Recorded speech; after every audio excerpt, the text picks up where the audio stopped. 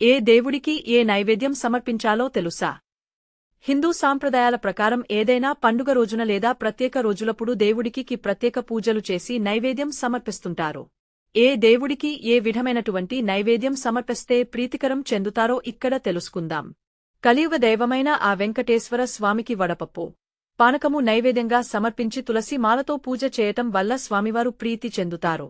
ప్రథమ పూజ్యుడైన వినాయకుడికి బెల్లం, ఉండ్రాళ్ళు, జిల్లేడుకాయలను నైవేద్యంగా సమర్పించాలి. అదేవిధంగా స్వామివారిని తెల్లని అక్షతలతో పూజించాలి. వినాయకుడికి ఎట్టి పరిస్థితుల్లో కూడా తులసిమాలను సమర్పించకూడదు. ఆంజనేయస్వామికి అప్పుల నైవేద్యం సమర్పించి సింధూరం, ఓం తమలపాకులతో పూజించడం వల్ల స్వామివారి ఎంతో ప్రీతి చెందులురు. సమస్త జీవకోటికి ప్రాణాధారమైన సూర్యభగవానుడికి మొక్క పెసలు, అన్నం నైవేద్యంగా సమర్పించాలి.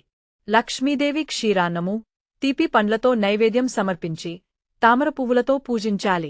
లలితాదేవి క్షీరాన్నము, మధురఫలాలు, పులిహోర, మిరియాలు కలిపిన పానకము, వడపప్పు, చలిమిడి, పానకము నైవేద్యంగా సమర్పించ అమ్మవారు ఎంతో ప్రీతి చెందుతారు.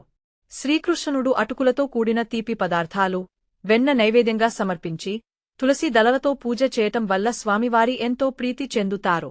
శివుడు కొబ్బరికాయ, అరటి పండ్లను నైవేద్యంగా సమర్పించి మారేడు దళాలు, నాగమల్లి పువ్వులతో స్వామివారిని పూజి